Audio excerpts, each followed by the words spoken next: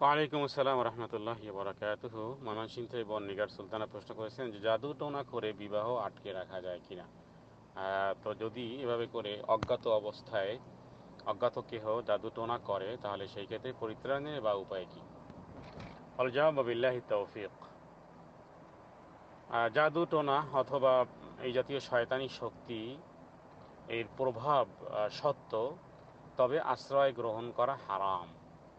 মানে জাদুর প্রভাব সত্য, বাট জাদুর আশ্রয় গ্রহণ করা ইসলামে হারাম। শয়তান যখন আল্লাহ তাআলার কাছে সময় চাইল, তখন আল্লাহ তাআলা তাকে সময় দিয়েছিলেন ইলা ইলা ইলা ইলা ইয়াউমিদ্দিন, ইলা লানাতি ইলা ইয়াউমিদ্দিন, ক্বালা রাব্বি ফাআনজিরনি ইলা ইয়াউমি ইউবআসুন, যে হে প্রভু আপনি আমাকে সময়কাল দেন। তো আল্লাহ তাআলা তাকে সময় দিয়েছিলেন, তার মানে ও কিয়ামতের আগ পর্যন্ত তার শয়তানি শক্তি সে প্রয়োগ করতেই থাকবে। তো এটা এক ধরনের পরীক্ষা, ইমতিহান, যে কে শয়তানের শক্তি গ্রহণ করলো আর কে কোরআনের উপর বিশ্বাস রেখে কোরআনের শক্তি গ্রহণ করলো। এখন মোহাম্মদ রসুল্লাহ সাল্লাল্লাহু আলাইহি ওয়াসাল্লাম নবীর উপরও জাদু করা হয়েছিল এবং জাদুর মাধ্যমে তিনি অসুস্থ হয়ে পড়েছিলেন।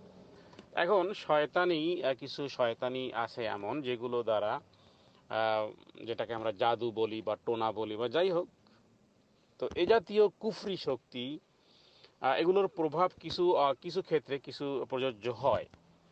এই ক্ষেত্রে মূলত এর চিকিৎসাও কিন্তু মানে যখন কোনো ভাইরাস আসে তখন অ্যান্টিভাইরাসও সৃষ্টি হয়। কিয়ামতের আগ পর্যন্ত যত রোগ আসবে সমস্ত রোগের চিকিৎসাও কিন্তু আল্লাহ তাআলা দিয়ে দিয়েছেন। লিকুল্লি দাইন দাওয়াউন, মুসনাদ আহমদের হাদিস। এখন যদি আল্লাহ মাফ করুক এমন কোনো কিছু হয়ে থাকে, সেই ক্ষেত্রে চিকিৎসাও আছে। মোসান্নেফে আব্দুর রাজ্জাক গ্রন্থে এবং সাহাবীদের বিভিন্ন আসারের মধ্যে পাওয়া যায় যে তারা যে চিকিৎসাগুলো করেছেন, যেটাকে শরিয়তের ভাষায় আর রুক্কা শারঈয়া বলা হয়। আর রুক্কা শারঈয়া, যেমন মানুষের নজর লাগা, এটা হাদিস থেকে পাওয়া যায়। আন্নাজরু হাক্কুন, মানে নজর লাগা সত্য। তার নজর লাগাটাকে হাদিস স্বীকারোক্তি দিয়েছে। ইসলাম যেখানে যতটুকু স্বীকারোক্তি দিয়েছে ততটুকু আমাদেরকে মানতে হবে, যেখানে স্বীকারোক্তি নাই সেগুলো মানবো না আমরা। নজর লাগার ব্যাপারটি ইসলামে এটাকে অ্যাকসেপ্ট করেছে, বলেছে আন্নাজরু হাক্কুন, নজর লাগা সত্য, তার মানে নজর লাগে মানুষের। অনুরূপভাবে এই যে জাদু করা যায় মানুষের উপর, এবং স্বামী স্ত্রীর মধ্যে পৃথকীকরণ কুরআনুল কারীমের মধ্যে বলা হয়েছে যে ওয়াত্তাবাউ মা তাতলু শায়াতিন আলা মুলকি সুলাইমান ওয়া কাফারা সুলাইমান ওয়ালাকিন্নাশ শায়াতিনা কাফারু ইউআল্লিমুনান নাসা সিহর, যে শয়তান মানুষদেরকে জাদু শিক্ষা দিত। ইউআল্লিমুনান নাসা সিহর। তো যাই হোক, তার খারাপি সম্পর্কে দুজন ফেরেশতাকে পাঠানো হয়েছিল, যার কথা সূরা বাকারার মধ্যে উল্লেখ করা হয়েছে, বিবাবিল হারুত ওয়া মারুত। তো এখন এই ক্ষেত্রে এই রেক্কা শারঈয়া আপনাকে করতে হবে, আল্লাহ তাআলার কাছে প্রার্থনা করতে হবে, আয়াতুল কুরসির আমল করতে হবে, সূরা নাস এবং সূরা ফালাকের আমল করতে হবে। যে সমস্ত বিষয়গুলো রাসূল ঝাড়ফুঁক, শরীয়ত সম্মত যে ঝাড়ফুঁকগুলো, সেইগুলোর অ্যাপ্লাই করতে হবে, আল্লাহ তাআলার কাছে সাহায্য প্রার্থনা করতে হবে। এবং রক্কা শারঈয়া যেগুলো শরীয়ত সম্মত ঝাড়ফুঁক, তার মানে শরীয়ত সম্মত ঝাড়ফুঁক করতে হবে, আল্লাহ তাআলার কাছে দোয়া করতে হবে।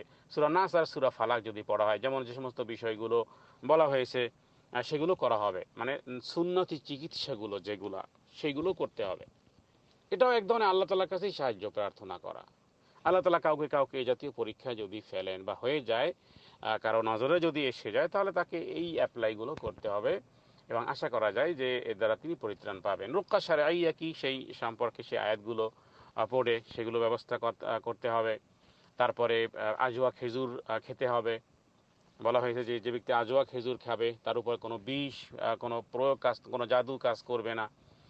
তো এই যে সুন্নতি যে বর্ণনাগুলো সেগুলো অ্যাপ্লাই করতে হবে। তবে সবচেয়ে বড় বিষয় হলো যে সূরা নাস এবং সূরা ফালাকের আমল তাকে করতে হবে। আর যদি জানা যায় যে কোথায় কি করা হয়েছে, তাহলে সেখান থেকে উপরে আনতে হবে, চিড়ে ফেলে দিতে হবে, যেটা রাসূলুল্লাহ সাল্লাল্লাহু আলাইহি ওয়াসাল্লামের চুল দিয়ে, তারপরে 11টা গিট্টু দিয়ে করা হয়েছিল একটু খেজুর গাছের মধ্যে, এবং সেটাকে পানির মধ্যে ফেলা হয়েছিল সেই কূপ থেকে পরে উঠানো হয়, যদি জানা থাকে। আর যদি না জানা থাকে তাহলে স্বাভাবিক ওই আমলগুলো যদি করা হয়, আশা করা যায় যে তিনি এর থেকে পরিত্রাণ পাবেন এবং এই বিষয়গুলো দূর হবে, অর্থাৎ এই শয়তানি শক্তি দূরভূত হতে বাধ্য। তো সেই ক্ষেত্রে তিনি শরীয়ত সম্মত ঝাড়ফুঁক করবেন, তবুও কোনো তাবিজ তোমার লটকাবেন না, কোনো এই সমস্ত এই ভণ্ড, কোনো প্রতারক, কোনো এই গণক অথবা জ্যোতিষী অথবা যারা এই মাজারে বিভিন্ন তাবিজ তুমার দেয় অথবা অনেক ধরনের যারা এই কাজগুলো যারা করে, এদের কাছে যাওয়া, এদের শরণাপন্ন হওয়া যাবে না, বরং আপনি নিজেই শরীয়ত সম্মত এই ঝাড়ফুঁকের এইগুলো ব্যবহার করবেন।